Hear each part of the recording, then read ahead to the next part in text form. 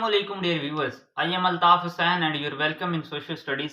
आज का जो हमारा टॉपिक है वो है रूरल फैमिलीज के बारे में हमने पढ़ना है। रूरल सोशियोलॉजी का हमारा लेक्चर नंबर 9 है, जिसमें हमने रूरल फैमिली के बारे में पढ़ना है कि रूरल फैमिली किस तरह की होती है, रूरल फैमिली क्या है और इसकी कैरेक्टरिस्टिक्स के बारे में हम देखेंगे।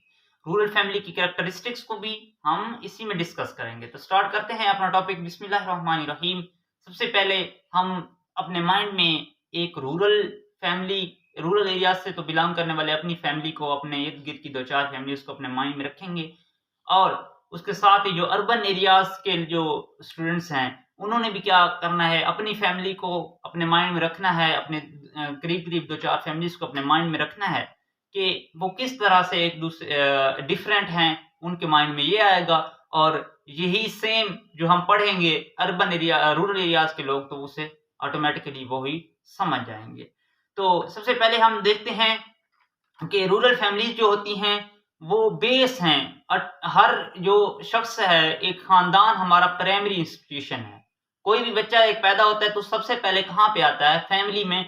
और उसकी जो केयर की रिस्पॉन्सिबिलिटी है, उसकी जो सारी रिस्पॉन्सिबिलिटीज हैं, इकोनॉमिक सपोर्ट है, उसे सोशल सपोर्ट है, उससे जो तमाम तरह जो स्पोर्ट्स हैं वो सारे क्या है, उसे कहाँ कौन देता है? फैमिली देती है। उसे एक प्रोटेक्शन है, उसे पनाहगाह, ये सारा कुछ उसे फैमिली दे रही होती है। उसकी सारी सपोर्ट फैमिली कर रही होती है। और रूरल फैमिलीज जो होती हैं अर्बन की निस्बत ज्यादा इस चीज में ज्यादा इन्वॉल्व होती हैं। रूरल फैमिलीज के लोगों में सोशल इंटरेक्शन, इमोशनली वो एक दूसरे से ज्यादा अटैच होती हैं। फैमिली का जो करेक्टरिस्टिक्स हैं उसमें भी हम देखेंगे। और असल जो फैमिली है, रूरल फैमिलीज भी हैं। फैमिली तो असल एक सोसाइटी की बेस बनती है ना, एक फर्द है, उसके बाद एक खानदान है, और खानदान मिलकर क्या करते हैं? मुआशरा बनाते हैं। तो यही हमने डिस्कस करना है कि ये खानदान जो रूरल मुआशरे का, रूरल सोसाइटी का जो जो बेस हैं, उनकी क्या क्या खूबियां हैं। तो देखते हैं कि लार्ज साइज, सबसे पहले पेट्रियार्कल स्ट्रक्चर है, इंटरजेनरेशनल कोहेजन है उनकी, और social identity and community support है, और हाई सोशल कैपिटल है। ये हैं उसकी जो करेक्टरिस्टिक्स। इनको हम वन बाई वन देखते हैं। सबसे पहला है लार्ज फैमिली साइज। जो होगा लार्ज साइज होगा फैमिली, जो रूरल फैमिलीज होती हैं उनका साइज अर्बन एरियाज को हम अगर उनसे उनको मिलाएं, उनको कंबाइन करके देखें तो वो भी उस लिहाज से भी काफी डिफरेंट होती हैं। अगर हम देखें उन तो रूरल जो एरियाज हैं उनकी फैमिलीज का साइज बड़ा होता है। ठीक है, यहाँ पे बच्चों की तादाद ज्यादा होती है। लोग एग्रीकल्चर, क्योंकि सबसे पहले हम देखें ना, अब तो काफी हम पहले जो रूरल इन्फ्लुएंस को पढ़ चुके हैं, रूरल सोसाइटीज पर अर्बन सोसाइटीज का जो इन्फ्लुएंस पढ़ चुके हैं, उसमें हमने देखा काफी सारी चेंजेस आ गई हैं। तो उसके साथ साथ जो रूरल फैमिली है वो भी बहुत मुतासिर हुई है। तो उसमें क्या हुआ कि फैमिलीज का जो साइज है अब वो थोड़ा कम होता जा रहा है, लेकिन वो फिर भी अर्बन एरियाज के साथ अगर हमने मिलाएं, उनको एक उनके दरमियान फर्क को देखें तो फिर बहुत ज्यादा है। ठीक है, रूरल एरियाज की फैमिलीज का जो साइज है वो ज्यादा है। तो यही हमने देखना है कि लार्ज फैमिली साइज है इनका। ठीक है, फैमिलीज के साइज बड़े हैं। और फैमिलीज के साइज बड़े होने की वजूहत ये हैं कि पहले जो सोसाइटीज थी ना, रूरल सोसाइटीज, तो उनमें एक जितना बड़ा फैमिली का साइज लार्ज होता था ना, फैमिली साइज जितना लार्ज होता था, तो उस इलाके में उनका उतना ही स्टेटस हाई होता था। और इस स्टेटस की वजह से वो लोग फैमिलीज के जो साइज था वो बड़ा होता था लोगों के दरमियान। और सेकंड, एग्रीकल्चरल सोसाइटीज क्योंकि थी, सारा जो बेस था एग्रीकल्चर पे, वहां पे लेबर की जरूरत, लेबर का सिस्टम भी नहीं था। तो सिर्फ और सिर्फ लोग क्या करते थे? एग्रीकल्चर अपने काम में हाथ बटाने के लिए ज्यादा बच्चे पैदा करते थे, जिसकी वजह से साइज रूरल एरियाज में साइज ज्यादा रहा। और अभी तक भी उसके असरात मौजूद हैं। कुछ लोग इस चीज को अभी भी इन्हिसार करते हैं, और कुछ लोग मतलब एक कल्चर बना हुआ है, उस वजह से फैमिलीज का जो साइज है अभी तक लार्ज पड़ा हुआ है। ठीक है, तो ये हमारा था लार्ज फैमिली साइज। उसके बाद है पैट्रियार्कल स्ट्रक्चर। हम देख सकते हैं कि जो रूरल एरियाज हैं वहां पे ज्यादातर जो बेस होती है ना, सारी स्ट्रक्चर हमारा घर का एक निज़ाम जो सँभालने वाला होता है ना, फैसले घर के हो गए, इकोनॉमिक जो इख्तियार होता है, इकोनॉमिकली कोई भी डिसीज़न लेना है, इवन के लोग तो फैमिलीज़ में शादियों के जो डिसीज़न होते हैं ना, वो भी घर का जो बड़ा फ़र्द होता है, वो ही लेता है। ठीक है? और वो मर्द ही होता है। और क्योंकि पैट्रियार्कल फैमिलीज़ ज़्यादा पाई जाती हैं, रूरल एरियाज़ में पैट्रियार्कल फैमिली का बहुत ज़्यादा रुझान पाया जाता है। अभी तक भी ये चीज़ें मौजूद हैं। तो घर के जो फैसले हैं, जो सारे इख्तियारात हैं, वो मर्द के पास होते हैं। तो ये क्या है, पैट्रियार्कल फैमिलीज़ यहाँ पाई जाती हैं। मैट्रियार्कल फैमिलीज़ अर्बन एरियाज़ में पाई जाती हैं कि जहाँ पे माँ के पास ज़्यादा इख्तियारात होते हैं, लेकिन जो रूरल एरियाज़ होते हैं, वहाँ पे पैट्रियार्कल फैमिलीज़ पाई जाती हैं। इसमें ज़्यादातर जो इख्तियारात होते हैं सारे, वो बाप के पास यानी मर्द के पास होते हैं, और जो फैमिली का सारा निज़ाम है, जो स्ट्रक्चर है, उस सब को चलाने वाला एक मर्द ही होता है। जो भी उसने डिसीज़न लेना है, और जो औरत होती है वहाँ पे सिर्फ़ अपने बच्चों की केयर करने के लिए होती है, और जो अपने घर के काम सँभालने होते हैं, ये सारा ज़िम्मेदारियाँ औरत पे होती हैं। और जो मर्द होते हैं उन पे, उनके साथ क्या होता है, उन्होंने जो इकोनॉमिकली जो अपना बिज़नेस है, मतलब एग्रीकल्चरल फ़ील्ड है, वो ज़्यादातर वहाँ औरतें हाथ बटाती हैं, लेकिन वहाँ वो सिर्फ़ काम की हद तक रहती हैं, बस। उनका उस से अर्निंग आने का, जो अर्निंग आएगी उससे कोई लेना-देना नहीं है उनका। बस उन्होंने काम करवाना है, और उसके बाद क्या होता है कि उन्होंने अपनी लाइफ़ स्पेंड करनी है, घर पे रहना है, ठीक है? और घर के कामों को सँभालना है, बच्चों की केयर करनी है, ये वहाँ पे उनके पास इतने ही हकूक होते हैं, इतना ही इख्तियारात होते हैं, ठीक है? उसके बाद है इंटरजेनरेशनल कोहेज़न, ठीक है? उनमें के दरमियान हम-आहंगी पाई जाती है। Rural families promote the intergenerational cohesion, meaning that the families are often carried through from generation to generation, ठीक है? लोग जनरेशन टू जनरेशन एक-दूसरे के साथ चले आ रहे होते हैं, ठीक है? और फैमिली जो होती हैं, family members support and take care of each other, and they are expected to provide for their parents and elderly relative in their old age, ठीक है?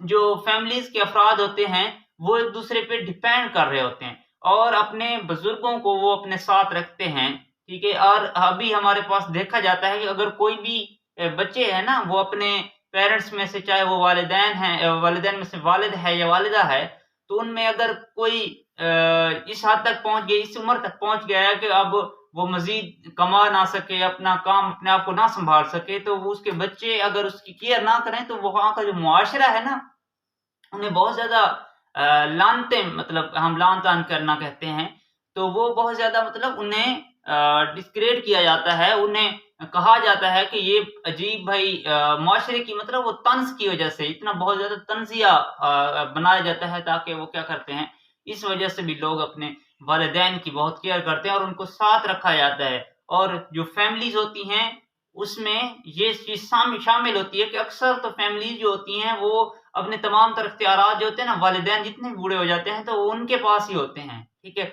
जो हम इकोनॉमिक सपोर्ट्स देख रहे थे, इकोनॉमिकली जो है, सारी जो इख्तियारात होते हैं, वो भी तकरीबन उन जो बड़ों के पास होते हैं।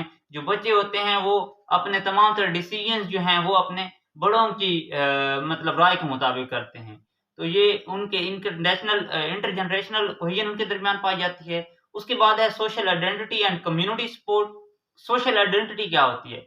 हर एक शख्स जो है, उसकी अपनी एक शनाख्त है, ठीक है?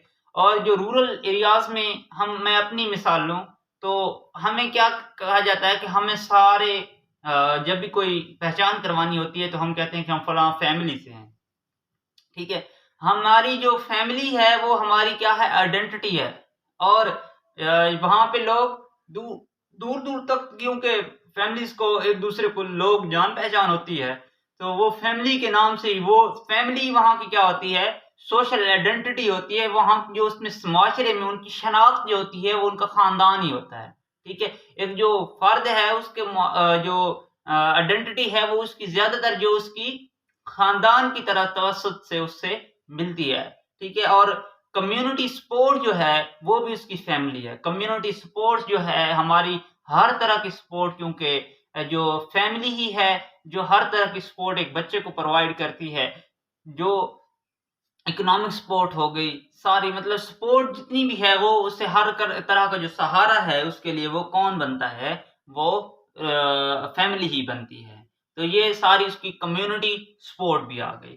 हाई सोशल कैपिटल, वो कहता है कि social capital in rural families is high, meaning that the families have a strong sense of trust and reciprocity। ठीक है, वो उनमें आपस में बहुत ज्यादा ट्रस्ट पाया जाता है, लोग उनमें सोशल कैपिटल हाई होता है, लोग एक दूसरे पर बहुत ज्यादा ट्रस्ट करते हैं और एक दूसरे के बहुत ज्यादा करीब। सोशल फैमिलीज का एक तो बात बड़ी बात है कि वहां पे लार्ज फैमिली साइज होने की वजह ये भी है कि वहां पे एक खानदान है ना, तो उसमें न्यूक्लियर फैमिली सिस्टम नहीं है, ठीक है ना।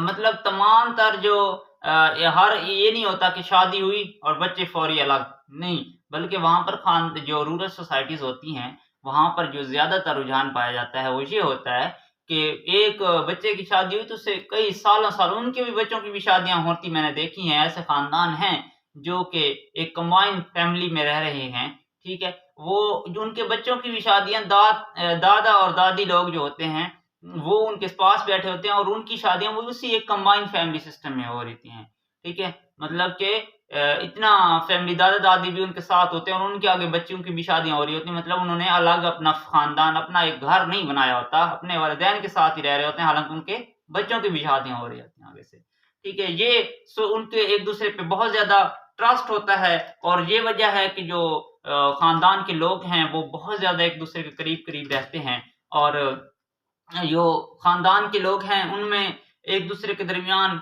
ये बहुत ज्यादा मतलब डिसीजन मेकिंग है, जो शेयरिंग है, जो सेल्फ सपोर्ट है, म्यूचुअल सपोर्ट है, रिसोर्सेज हैं, रिसोर्स शेयरिंग ऑफ रिसोर्सेज जो है, ये सारा कुछ उनके दरमियान बहुत ज्यादा पाया जाता है। और ये इसके पीछे जो बेस है वो है उनके दरमियान जो ट्रस्ट है, हाई सोशल कैपिटल है, ये ट्रस्ट है उनका। तो हम इसे कंक्लूड करते हैं कि in conclusion rural families plays a critical role in rural social life. Rural life में रूरल फैमिलीज एक नुमाया किरदार अदा करती हैं। आइडेंटिटी है, सोशल कैपिटल है, ठीक है। रूरल और उसके there are various family structure in the rural areas and their character depend upon the cultural, religious, economic, ठीक है। ये तो होता है, हर जो फैमिली का निज़ाम होता है वो उसकी इकोनॉमिक सपोर्ट पे होता है, इकोनॉमिकली वो कितने मजबूत हैं, उनका जो करेक्टरिस्टिक्स उस पे भी बेस बहुत ज़्यादा करती हैं। कहीं पे इकोनॉमिकली लोग स्ट्रांग हैं नहीं हैं, ये सारी चीज़ें उनके करेक्टरिस्टिक्स में शामिल होती हैं। किस तरह से वो एक दूसरे को किस तरह से वो ज़ाहिर कर रही है, मतलब कुछ डिफरेंसेस भी पाए जाते हैं। हम हर एरिया में, हर सोसाइटी में देखते हैं कि फैमिलीज के दरमियान कुछ डिफरेंसेस पाए जाते हैं और उन डिफरेंसेस के जो पीछे वजह होती है वो यही होती है कि उनके दरमियान क्या होता है, रूरल एरियाज में वो मतलब ये फर्क पाए जाते हैं और कल्चरल रिलीजियस फर्क भी होते हैं, कल्चरल थोड़े बहुत फर्क भी होते हैं। इस बेस पे ये फर्क थोड़ा बहुत पाया जाता है, लेकिन जो ज्यादा करेक्टरिस्टिक्स हैं वो यही हैं, ठीक है। तो यही आज का हमारा टॉपिक था। उम्मीद करता हूँ आपको आज का हमारा टॉपिक समझ आया होगा। मिलते हैं इंशाल्लाह रूरल सोशियोलॉजी के नेक्स्ट लेक्चर में। तो अल्लाह हाफिज।